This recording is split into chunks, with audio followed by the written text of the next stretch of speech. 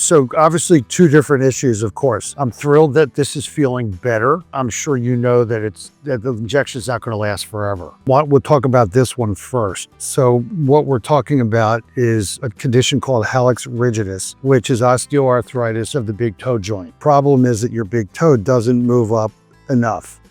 Typically, you want to have about 65 degrees of upward motion for normal gait.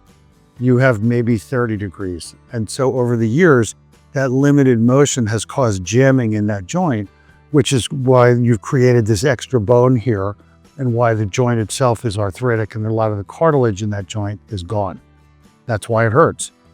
The injection that I gave you last week is to help reduce the inflammation and give you some pain relief. But of course, it doesn't do anything to restore the joint. Procedure that we talked about last week, and of course we'll talk about again now, is to replace that joint with a prosthetic big toe joint. It's one of my favorite procedures because it's instant relief. A lot of doctors like to fuse that joint and eliminate that joint or eliminate the motion, whatever's left of it in that joint. But I feel like it doesn't make sense to eliminate motion when I can restore motion. The prosthesis is made out of a high performance silicone material. It's kind of like, if you know what like gummy worms are, the candy, kind of feels like that with a little bit more structure, of course. And it basically replaces your joint.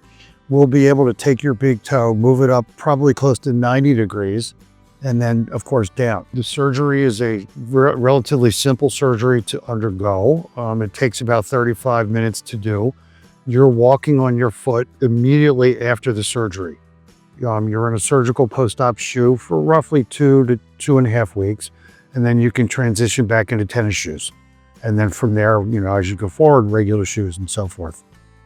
The stitches are in generally about 2 weeks. You have to keep it dry during that 2-week period of time. There are ways to do that. There are commercially available bandage covers. Amazon sells a great one.